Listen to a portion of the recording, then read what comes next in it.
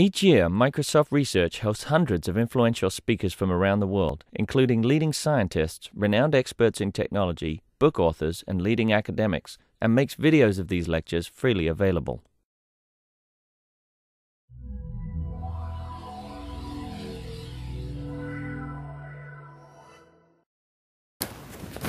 Good afternoon. My name is Kirsten Wiley, and I'm here today to introduce and welcome Robert Famosi, who is visiting us as part of the Microsoft Research Visiting Speaker Series. Robert is here today to discuss his book, When Gadgets Betray Us, The Dark Side of Our Infatuation with New Technologies. In an age where devices have unprecedented access to our personal data, we trust that the information we use our gadgets for will remain private, when actually we leave behind trails of personal information that others can exploit. Robert Famosi is an award-winning journalist and analyst who has been covering digital security issues for more than a decade. He is a senior analyst for Makana, a hardware security startup. He is also a contributing editor at PC World, a blogger at Forbes.com, and a former senior editor at CNET. Please join me in welcoming Robert to Microsoft. Thank you. Appreciate the turnout today. So at the very end of Annie Hall, Woody Allen's character tells a joke. He's Alvy Silver and Springer in the movie. And so what the joke is he says, "Doctor," he's going into a psychiatrist. He says, "Doctor, my brother thinks he's a chicken." And the doctor says, "Well, that's terrible. Have you turned him in?" And the character responds, "Well, no, we need the eggs." So I think that sets up what I'm about to talk about today, and that is we love our gadgets. We can't do without them, and I, too, have gadgets. But at some level, we also understand that there are trade-offs. There's always a trade-off between convenience and security, and we are increasingly entrusting our gadgets more and more. We're elevating them to a higher level than maybe they deserve. Now, something like this happened 20 years ago, this trade-off between convenience and security with software. And we had this interesting back and forth with the user where we had all of these potential controls either up front where it was confusing to the end user, or we masked them and put them behind a bunch of walls and the user just clicked the button and they were secure. So we went back and forth on software. I think today we've made a lot of progress. 20 years, we now know that we need to update our software. We also need to know, we also know that we have firewalls and antivirus protection. But hardware is about 20 years behind where software is today. A lot of people are not thinking about hardware, and I'm talking about embedded chips as being the same place where we were with the PC 20 years ago. So, 5 years ago, it didn't really matter if your TV or DVD player had a vulnerability in it. It didn't really matter because chances are it wasn't really connected to anything. Today, our digital TVs reach out to the internet and they stream Netflix and Pandora and all these great things. But how many times have you even thought about updating the firmware on your TV? Probably not. It's not something that we're accustomed to doing. And that's just a TV. There are other gadgets that we also need to update because they're equally vulnerable. So I talk about embedded systems in the book. And embedded systems are different because you don't have a layer of operating system. You don't necessarily have applications. It's a chip. It's a chip that's running some programming code. And oftentimes it's constrained by memory. It's constrained by resources. And it doesn't run a lot of code. But that said, sometimes it can do powerful things, whether it's opening a garage door or powering a pacemaker. And if it fails, again, it can be inconvenient, like not letting you in your garage, or catastrophic. It could kill you. So I'm just trying to open a dialogue and get people thinking about all the gadgets that we have and all the things that those gadgets are secretly doing. Because we're looking at the bling bling. We're looking at what's up front. We're wanting to play Angry Birds. We're not necessarily thinking of all the interchanges and trade-offs that are going on in the back end. Today, there are 5 times more gadgets connecting to the internet than PCs. That is why it is a concern. And if you think that security by obscurity is going to play a role in this, I think you might be wrong. DARPA, for example, has commissioned a survey, and there's a study going on in Southern California right now that is looking at all the IP addresses.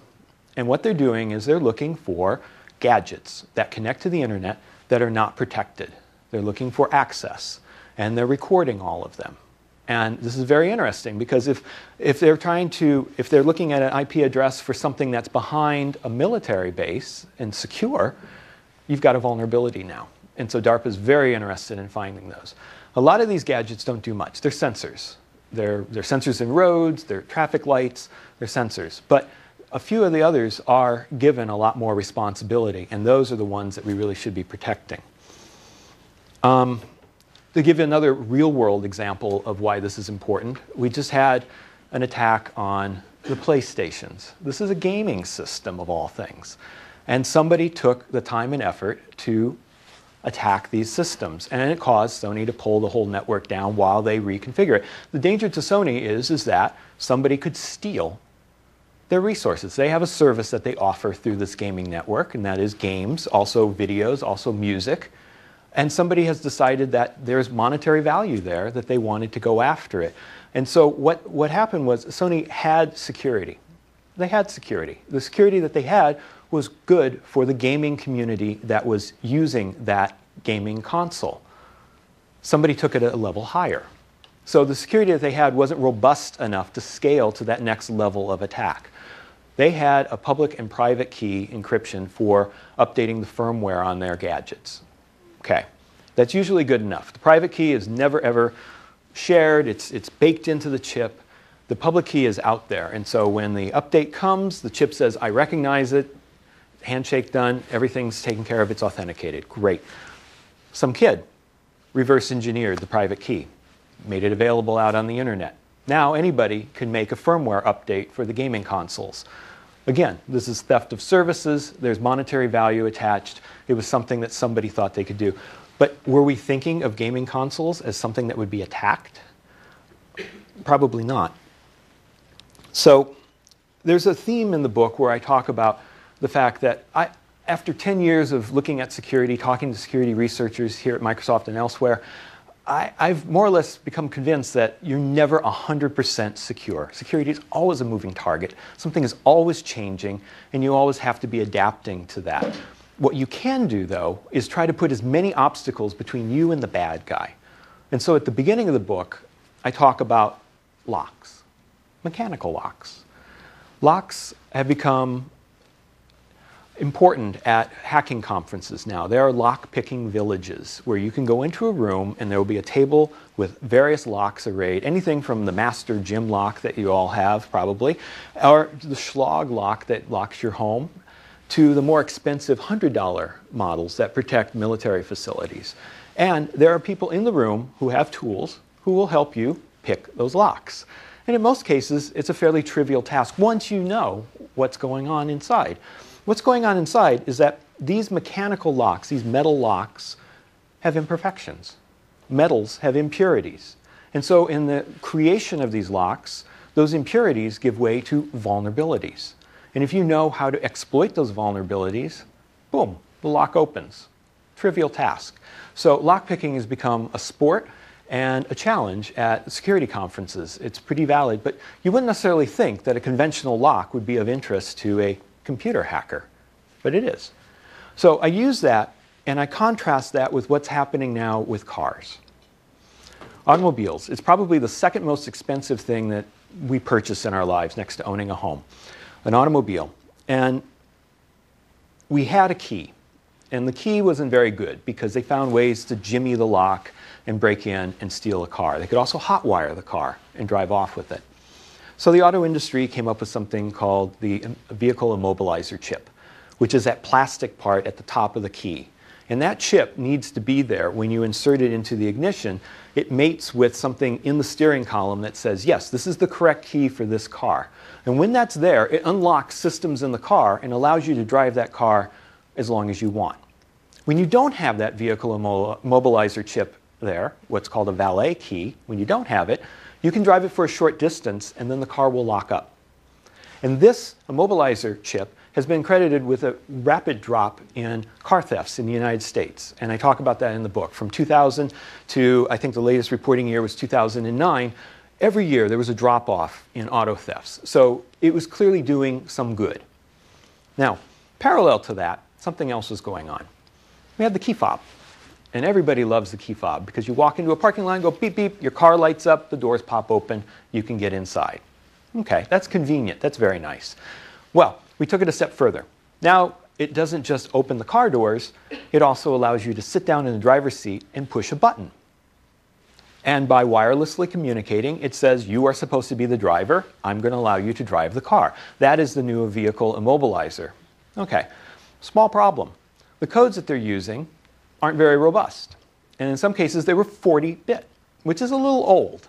And so for the opening the car door, the keyless entry, Keylock was a company that made that. The code was pretty trivial. How they rolled it over and how they used it within auto brands, it was something that someone could predict. And once that got out on the internet, someone could sit in a parking lot and capture an exchange as somebody walked to their car, and then after they drove off, find another car in the parking lot with the same model, same make, and use that same code to figure out how to get into that other car. So they wouldn't steal your car necessarily, they'd steal the other car in the parking lot. But nonetheless, it was crackable. Okay, extrapolate that further. We now have these little key fobs that allow you to get in the car and also turn on the car and drive off. Okay, in Europe, there are some very expensive high-end cars that were doing this for a couple years before the United States had them. David Beckham is an example. State-of-the-art car that he drove in Madrid. He had it stolen. The first car, I'll admit, he had stolen because his assistant didn't engage the security system. Can't have security if it's not engaged. So that was an obvious one. The second one, he went to a shopping mall in the middle of the day to have lunch with his sons. Came out, broad daylight, car gone. The thing about it is, they didn't smash the window, they didn't jimmy the lock, they didn't hotwire the car. Chances are they used a laptop because they knew what they were doing. They knew the car that he drove, they knew what they wanted. It could seat 7. And the theory is that they were using it to traffic people in countries in Europe. So they wanted the car intact, and they took it. So here you had a keyless ignition car that was stolen out of a parking lot in broad daylight because Moore's Law has caught up with everybody. A conventional laptop that you can buy from Dell or any other company is probably fast enough now to run these algorithms. And the thing is, maybe there's 1 trillion codes out there for the ideal world. Well, the manufacturers take a chunk. They don't take the whole trillion, they take a chunk. And within that chunk, it's possible to brute force and define the codes that are there. They do something else. They do something called code hopping, where it's random, the next one, et cetera, et cetera. You just need to have a couple exchanges, and you can figure out what that code hopping sequence is, and you can predict what the next exchange is. You can also do a replay attack. There are varieties that you can do to execute this, and I call it out in the book because, like I said, we all think of the lock that is protecting our home, that's protecting our gym locker, as being secure, and we shouldn't. What we should be doing is we should be layering our security. Just because you have a metal lock on your door doesn't necessarily mean that your house won't get broken into. What about the windows? There are other ways in which people can still get in. A dedicated attacker is going to defeat whatever you put in his or her place. And so the point is, you want to put as many obstacles between you and them. So they look at you and they say, I'm not going to mess with you. I'm going to go over there. This person has no security whatsoever. I'm going to drive off in his car. I'm going to break into his house. I'm going to take his things. So that's what security is. It's a bit of a game with the bad guy. And I admit it. It's not like, you can master security. What you can do is get a frame of mind where you start thinking in these terms, and you start thinking, how could somebody defeat what I'm doing? And realize that a dedicated hacker will do that. Now, let me put some perspective on it. Just because I talk about these things in the book, just because I demonstrate or researchers demonstrate in the book that this is possible, I don't mean that every single one of us should go home and throw out our gadgets or change our locks or whatever. We're not targets necessarily. When we talk about the acquisition of data from our gadgets, it seems like, wow, someone can really profile me with all this information that's being collected about me. But chances are, I don't think that's really happening. I think what it is it's not the Minority Report where you walk by and all the ads start talking to you personally. I don't think that's the case. I think it's more Raiders of the Lost Ark, where your data is filed into a vast warehouse, and with the Ark of the Covenant in a far, far corner, that's where your personal data is. And unless somebody's specifically coming after you, I don't think you're going to have as many problems as you might have. So I'm not in the conspiracy nut category on this. I'm just saying we should be aware that gadgets do collect information, and sometimes the means by which we secure that information is not perfect, and we need to recognize that. Now, I talked about cars, I talked about locks. There are less obvious gadgets in our world that can also lead to security problems. For example, I'm staying in a hotel, and I have a remote control that acts as my TV. One of the things that I can do is I can check my folio. I can check my billing for my room. Pretty amazing, pretty convenient. I can even check out without even going down to the lobby and doing so. Well, there's a problem with this. It's sort of a reverse security model. And I'm going to read you the intro to chapter 2, because I talk about a hacker. He's not really a hacker, he's a security researcher. And I should probably qualify. When I say the word hacker today, I'm talking about hacking in the old school sense. Someone who takes apart something. I want to try to reclaim that word for what it was originally intended, and not, I'm a member of the media, I've done stories and stuff. I'm very clear when I write about it. I say criminal hacker if I do, or now I'm saying, cyber criminals. So this is an individual named Adam Laurie who discovered a few interesting things about the remote control in his hotel room a few years ago. The premium movie playing on Adam Laurie's hotel room TV screen may not necessarily be the one he paid for. Perhaps not one intended for his room at all. One night, out of boredom, Laurie said he became interested in his hotel room's TV remote handset and, in the process of exploring it, gained access to the premium services, to other guests' accounts, and to the hotel's main billing server. Unless they're accessing the Weather Channel or CNN, most people do not give the common hotel TV remote a second thought. Then again, most people are not Adam Laurie. He is the chief security officer and director of London-based networking company called the Bunker Secure Hosting, housed inside a decommissioned missile silo outside the town of Kent, England. His frequent travels and speaking engagements are the result of Laurie's world-renowned expertise in wireless vulnerabilities found in many gadgets today, including hotel TV remote systems. Laurie, who still uses the nickname Major Malfunction, discovered the possibilities after idly tinkering with the infrared codes via his laptop one night in a Holiday Inn room. Setting down his laptop, Laurie said he wanted to retrieve a cold beer from inside his previously unlocked minibar. Somehow, he'd managed to change one critical value via the TV and lock the mini refrigerator. If only to rescue his beer, Laurie said he was compelled to rediscover the exact numeric value that would unlock it. And of course, one thing led to another. Infrared signals on consumer gadgets are easily overlooked. Security by obscurity. By comparison, there's a very basic radio frequency controls used in garage door openers. Garage door openers can be manually configured via a dip switch circuit with 8 possible on-off positions. That leaves 256 possible code combinations. Laurie has demonstrated at various security conferences a script he created that can run through all 256 combinations in a matter of minutes. A laptop computer with a radio antenna, he can open just about any garage door. With TV remotes, very few industry standards exist for infrared television remote signals. Those that do are proprietary. For example, a Sony TV remote won't work with a Samsung TV, but it might work with another Sony product, such as a Sony DVD player. No encryption or authentication is required to use a remote. No authentication handshake says that only a Sony remote can work with gadget number X and connect the TV to gadget number Y.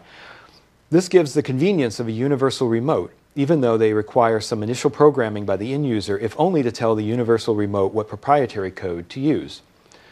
Unlike the home version, hotel TV remotes include additional groups of code. The home edition includes volume, channel select, and text mode. The hotel version includes codes for alarm clock, pay TV, checkout, and administration, such as housekeeping. Hotels, however, use an inverted security model in which the end gadget, in this case the TV, filters the content. In other words, premium movies are broadcast all the time. You just need a way to access them. Instead of residing on a central server, access control is literally in the hands of the paying hotel room occupants, whether they realize it or not. Laurie found that he needed only a computer running the Linux operating system, an infrared transmitter, and a USB TV tuner to access these extra groups of codes. While staying at a Hilton hotel in Paris, he automated his attack, which enabled him to snap photographs of the various channels he could see and manipulate.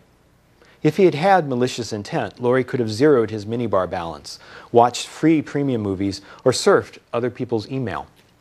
Instead, Laurie decided to deface the hotel welcome screen, take a photo, then restore the screen to its previous condition, later using the photo to show the hotel staff what he had been able to accomplish. If the system had been designed properly, Laurie said, I shouldn't be able to do what I've been able to do. Yet, the ability to access minibar records through the hotel television shouldn't be too surprising.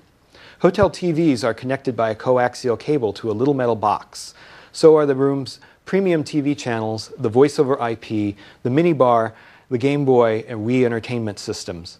This bundling of premium services is convenient from the hotel's point of view. Management doesn't have to rewire each room every time it adds a new service. And it's convenient from the guest's perspective. They can check out any time and bypass the front desk. But there's a flaw in all of this convenience. Using a computer TV tuner and his laptop keyboard as a remote control, Laurie said he is able to access information intended for other rooms within the hotel. Thus, Laurie can change the code and see the billing information for another room, any webmail that person might be reading at the moment, or whatever premium porn channels that guest might be watching at that moment. The hotel assumes that only you can see your account information. It further assumes that most people aren't connecting their laptop computers to their room's TV and accessing the hotel's private configuration code. For the most part, that's true. But Laurie isn't the only security researcher to publicize this particular design flaw. Pablo Holman of the Shmoo Group has also gone public with his own findings on hacking hotel room TV remotes. Another security researcher used a basic cable converter box purchased on eBay to intercept hotel codes in his room, and others have also found additional ways to defeat hotel TVs, such as plugging the coaxial cable into their laptop directly. Realizing that his otherwise trivial hotel TV remote more or less holds the keys to the entire kingdom, Laurie has experimented at other hotels. He's seen only 3 or 4 different back-end systems used. By one estimate, one of up to 16,000 possible code combinations is required to unlock the services on any given hotel system. Each new location could take Laurie hours to decipher. To speed that process, he created an automated script to divine a particular hotel's relevant codes in about a half an hour. Laurie has no plans to release that script to the public. It exists only to further his own curiosity. In one hotel, Laurie inserted an unblocked porn channel image onto the background of the welcome page, temporarily and only to show the executive staff. Similarly, he once accessed the hotel's main server and had the option of crashing the entire system if he'd wanted. That's where Laurie, as a researcher, differs from the criminals sometimes referred to in the media as hackers. Laurie uses his experiences to educate people about the dark side of common gadgets. But what if somebody really wanted to be malicious? Could that person use a common gadget to get sensitive information about us? The lack of authentication allowed Laurie to gain access where he should not. In many systems we take for granted, this lack of authentication is all too common because the designers have not thought through the various ways in which someone could attack. As we will see, our growing need for convenience makes us accept clever shortcuts in exchange for security. Shortcuts that in some cases may cost us money, or in extreme cases, our lives. So in the book, I go on and I talk about other things. I've already talked about the car. I certainly talk about this, the smartphone, the mobile gadget. And there are other gadgets such as electronic parking meters, the toll transponders that are used now on roadways. Toll transponders tend to be unencrypted, so one could walk through a parking lot and could sniff a code from a car and clone it onto their own and now be having someone else pay for their toll usage. The other thing about the toll transponders is on the back end, we know that our cell phone records are being kept by our phone companies. That's something that we've sort of accepted a long time ago. There was this period when you could roam, when you could leave a network and go somewhere else. And so the phone company needed to know when that happened so they could charge you. So they keep very detailed records for billing. We understand that.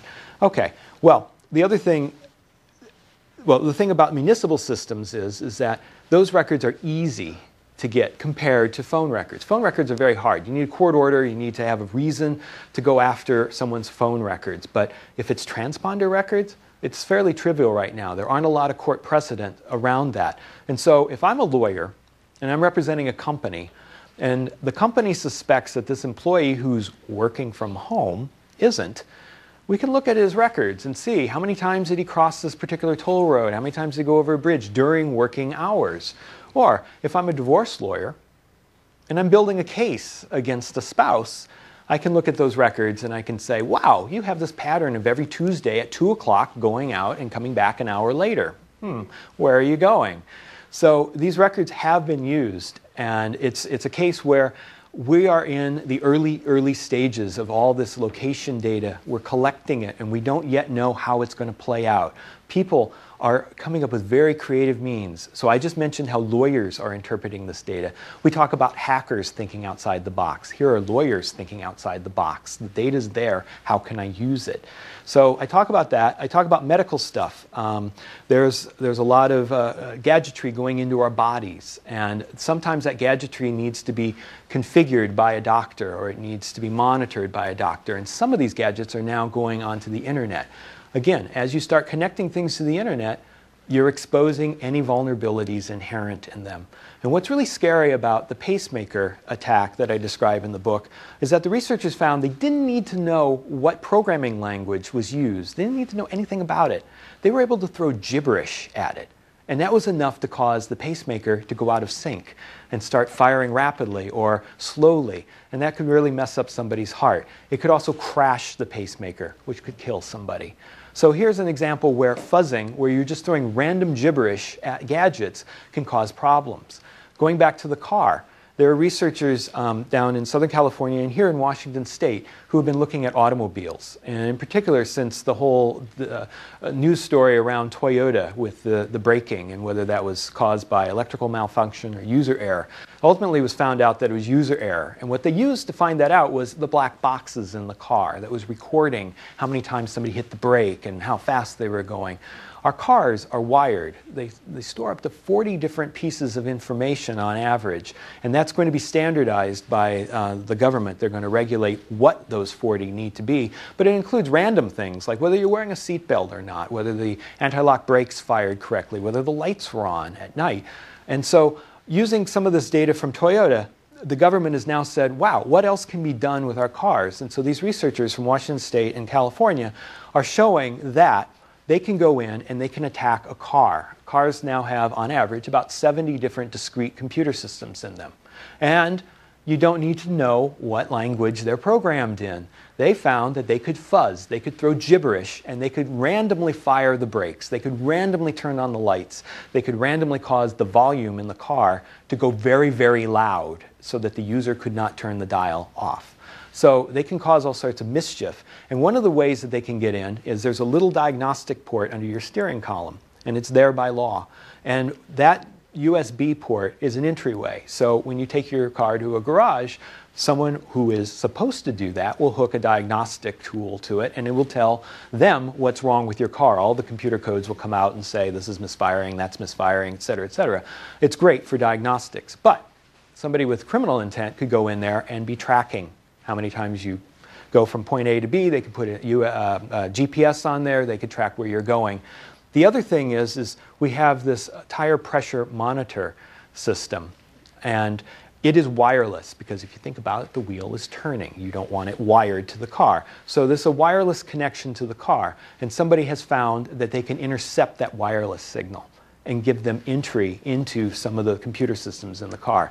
Now, the thing about the car is it's not necessarily unified, and I know Microsoft's working with Ford on a system, and there are a couple different theories about how that's going to play out as a platform, and I think that's great. But at the moment, a lot of the cars on the road have discrete little systems. And so when you attack one, you're not necessarily attacking all the others, but someday that will be possible. You'll have a whole platform that is the car. I'm worried about the cars that are on the road, because here on the West Coast, cars tend to stay on the road a lot longer than on the East Coast. And so we're going to have a lot of hackable cars out there in the near future. And is somebody thinking about that? Are we planning for how that might play out? Now, I've talked about breaking things, and I spent about 80% of the book talking about all the things that can go wrong. I do, however, conclude that there is hope. And I talk about some of the more positive uses for how we can use some of the data that's collected and some of the gadgets that we have.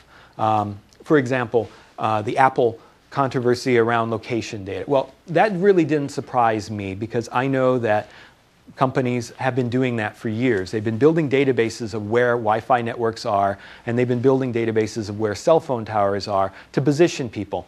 I've known that for a while. I know that because when I turn on the TV in the morning and I look at the traffic patterns, the daily commute, I see the red, yellow, and green on my familiar roadways of the Bay Area, and that's coming from cellular phones. And it's anonymous, and it's aggregated, and it's providing a service.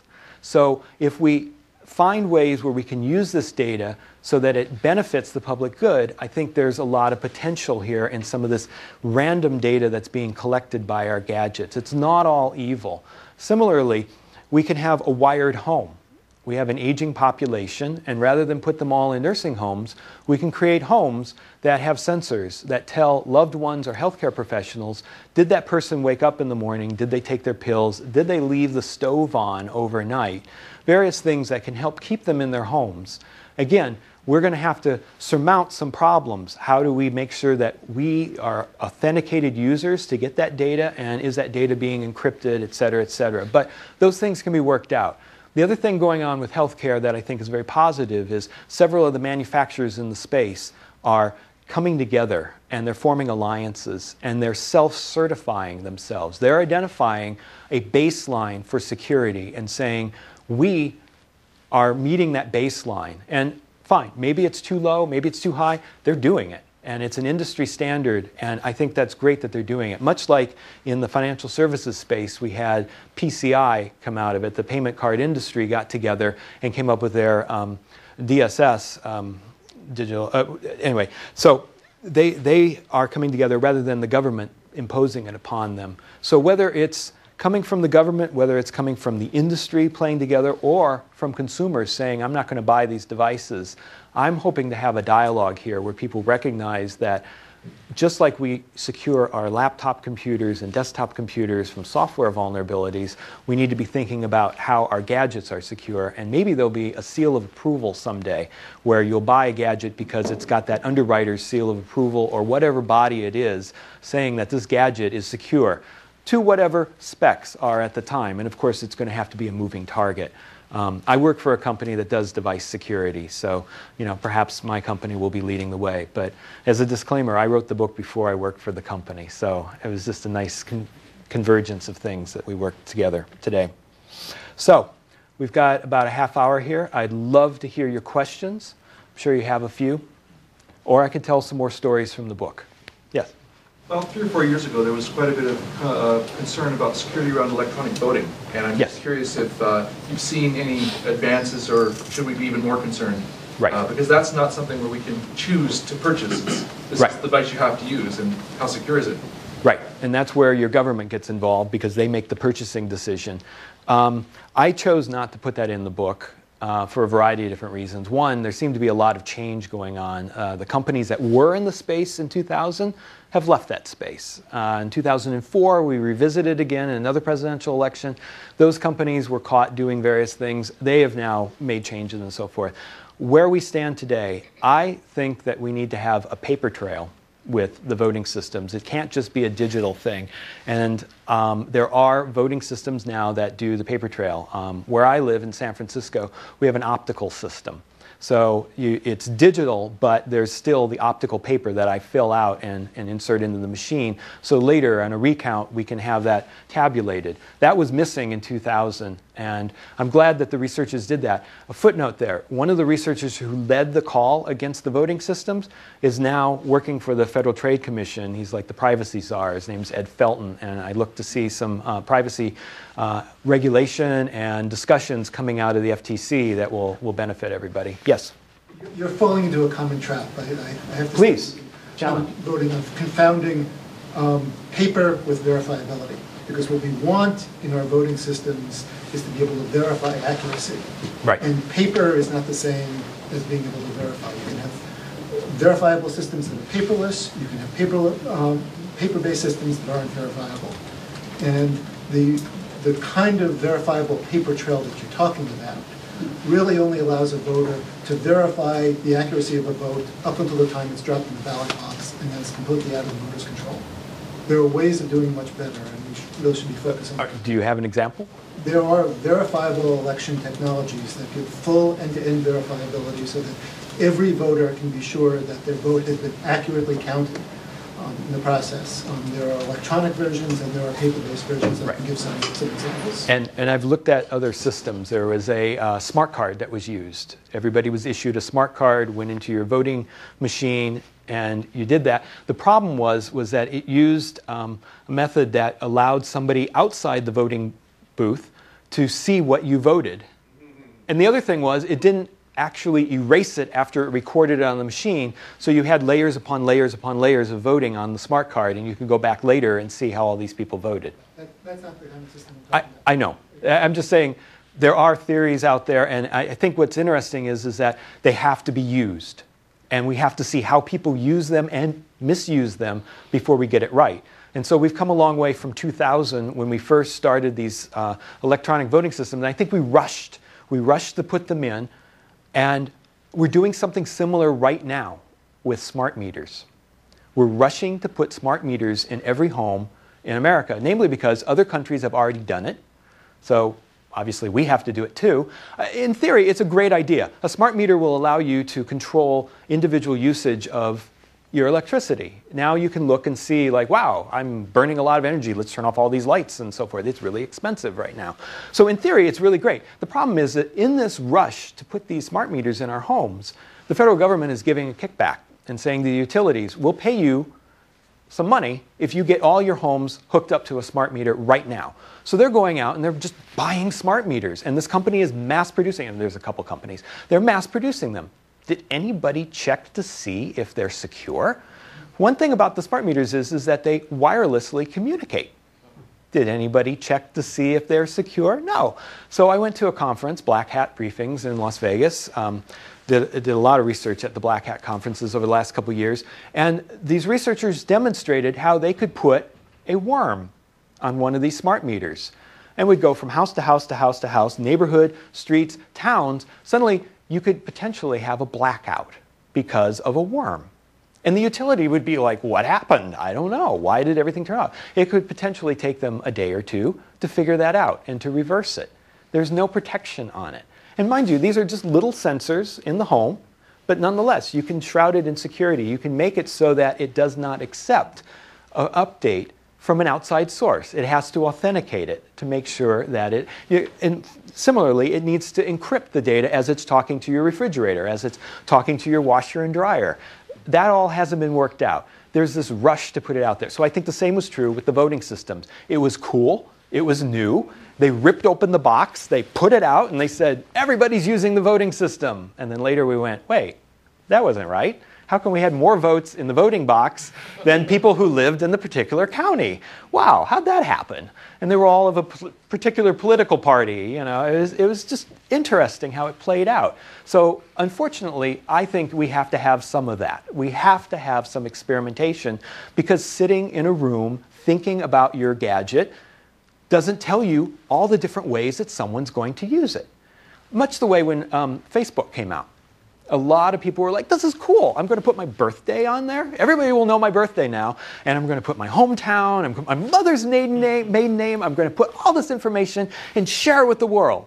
5 years later, we're like, oh, that was a really bad idea. But more to the point, we started putting pictures of that beer bash that we had, or running around doing crazy stuff. And now we're trying to get a job. Oops, that data's there.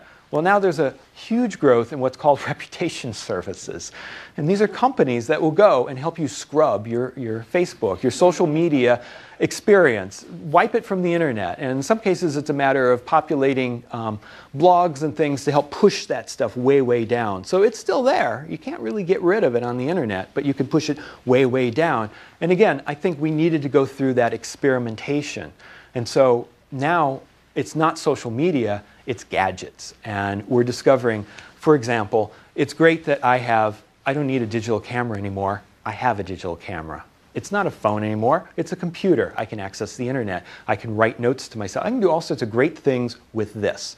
Okay, small problem. When you start marrying technologies on one device, you might not think about the logical consequences of it. So, we talked about location.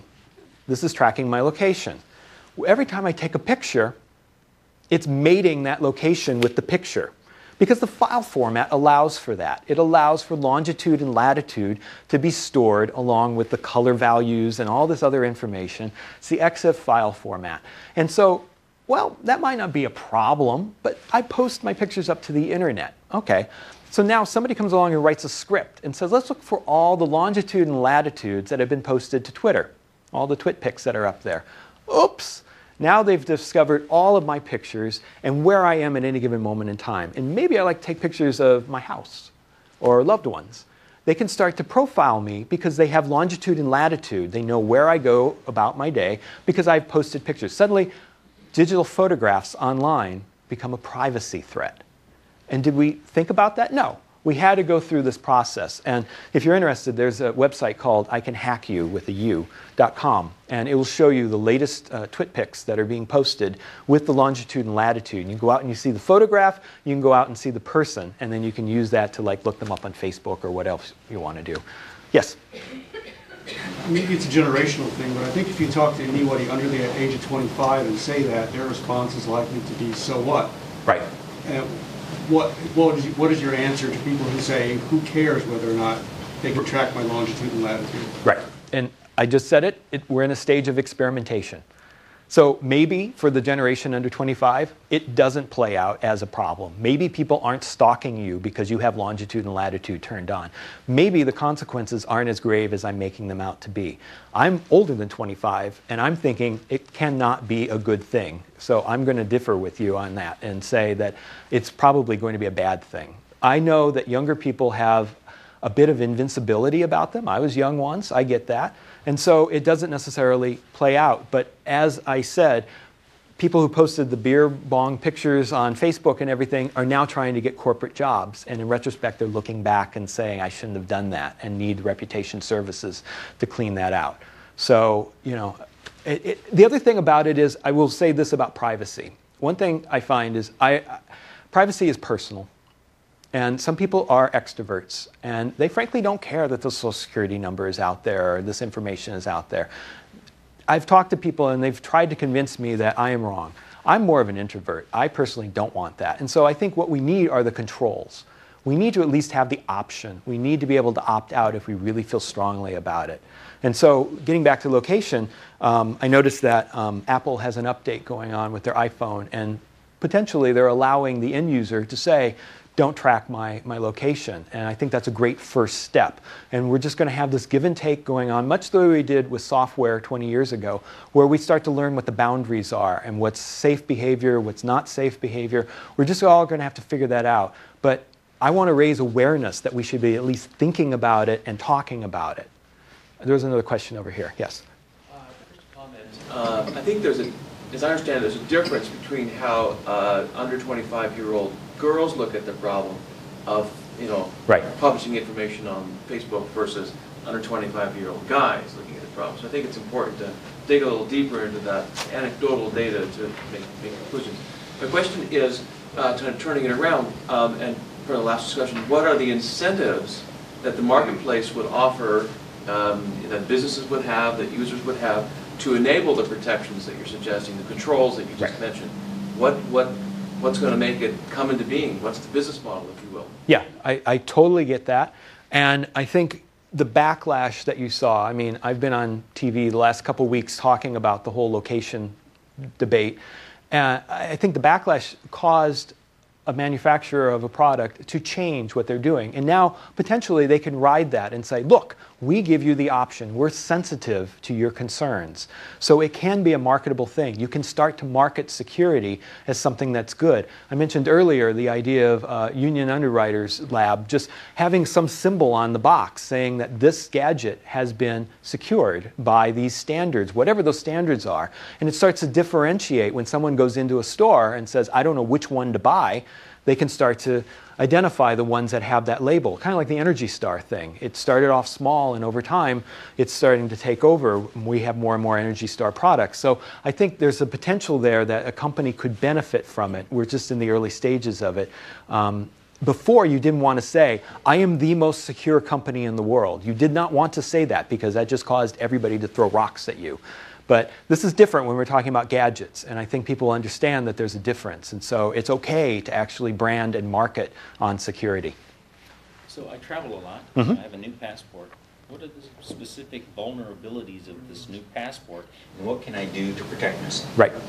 The United States did something interesting. They put a shield around the passports. The passports that we have now and in 40 other countries are RFID enabled. They have a chip inside. And what it broadcasts out are 3 files. There's an international standards that has agreed upon this. So it's not just the US that came up with it.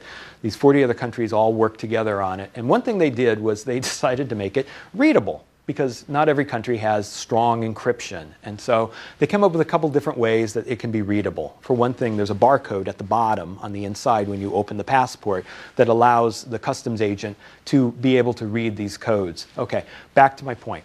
It's an RFID device. It can be empowered by any reader that you pass by. And the shielding in the United States is pretty effective. However, if the passport is open a little bit, it can still leak out. And they didn't do what I talk about it in the book. 2 security researchers recommended, and that is there's a way to negate that field, basically, to put another chip in there to confuse it, so that only if it's physically in your presence can you open it up and read it, not have it broadcast out at a certain distance. So for the moment, just keep it closed. I mean, we at least have that protection. In the UK, they do not. And I talked about Adam Laurie in my reading. Adam Laurie appears later in the book.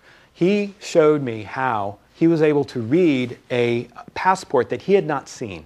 The passport was obtained in the United Kingdom. The newspaper, the Daily Mail, paid him to do this research. It was obtained in the United Kingdom on the same day. So he at least knew the day in which it was issued. He knows that it expires 10 years from the day. Turns out that's part of the code for unlocking it. He knew the address to whom it was mailed. He did not open the envelope to look at it, by the way. He knew the address to whom it was mailed, so he looked up the name and found her birthday, which is also part of the code that unlocks the passport. Using those 2 pieces of information, he was able to infer other information, and he was able to crack the code in about 4 hours. He was able to access those 3 files that are stored on the RFID chip in the passport without opening the envelope and looking inside. And one of the files is a photograph. The other is your biometric information. And the third file says, these other 2 files have not been tampered with. It's a control file. And so he was able to pull all 3 of those and pull them up and project them up on a screen. It was pretty awesome. So I also talk about biometrics in the book. That's another area. The book covers a lot of territory. And I talk about like fingerprint scanners and how fingerprint technology is not what you see on CSI. It's not perfect. And in fact, the FBI has been caught in some errors. And I cite a few examples of people who are wrongly accused because at best, you can only match so much of the fingerprint and call it a match. They should really go further. So fingerprinting is not perfect. I also talk about retina scans and a few other common biometrics and some of the flaws that are in there. What I recommend on biometrics is layering. If you're going to use biometrics, don't make it your one and only source of authenticating the individual. Have a password, have a few other things in there as well. And back to your point with the passport was designed to save time. It was designed to signal from 30 feet away, John Doe is walking up to the customs agent. Get ready, get his file. No, it didn't work out that way. It hasn't really saved time at the customs station, for one. And 2, the 30 feet, which is traditional with a passive RFID tag, that is a tag that doesn't have a battery, can be exploited. And in the book, I talk about Chris Padgett, who's here, who's down in the Bay Area, who has extended that 30 feet to 270 feet. It turns out that the RFID signal used by the EPC Gen 2 RFID tags is a ham radio frequency. So all you need to be is a ham radio operator to obtain the device that's necessary to transmit the reader out to an RFID tag, and you can read everybody's RFID tags in the room. It's pretty interesting. So if that's possible, then I can sit at an airport and I can watch you go by. And maybe, you know, maybe I'm evil, and maybe I'm looking for somebody from a particular country because the country code is going to show up. And I can then use it to detonate something if I want. Or I could use it to target you specifically. I don't know your name, but I know that you're from this country that I don't like. So, you know, there are risks there. And I don't think they really thought it through. They were just thinking of the convenience of having people presenting their passports very quickly and easily. Any other questions? Okay, one more. What are your thoughts on the, like the mobile payments and so forth, like credit cards with RFID tag and so forth? Because I do find a little bit of it driven by public fear in that, you know, what you can scan out of it is not much different than what I do when I give the waiter my credit card. Right. Which even then, he's able to grab more information out of it than somebody is from my credit card. I was just wondering what your thoughts are with those kinds of systems. Right. At the end of the book, I talk about mobile wallets and my hope that we can get the mobile device secure enough that it can make it possible. Some of the cool things you can do is instead of having a hotel key card, you can use your phone to access your hotel room door and unlock it. We're not there yet. What's going on with mobile payments right now is it's pretty limited in what you can do. And what's going on with mobile banking is pretty limited. You can't actually do transfers. The banks themselves aren't sold on the security to the point that they were with online security when they offered online banking back in 2005. I was an early adopter of online banking. I'm not an early adopter of mobile banking, in part because I don't think that the services are robust. I can't do that much. I can access my bank balance, but I can't necessarily transfer money yet. I know they're starting to experiment with that. So back to your point about mobile payments, going up to a cash register and wanding it. Well, NFC, near field communications, has also got its vulnerabilities, and they need to be locked down. Even though it's contact and so forth, I guess I don't really have an opinion yet on whether it's secure or whatever. If I were to try it, maybe I'd change my opinion on it, but I haven't had the experience yet. My phone doesn't have an NFC chip in it yet. Thank you.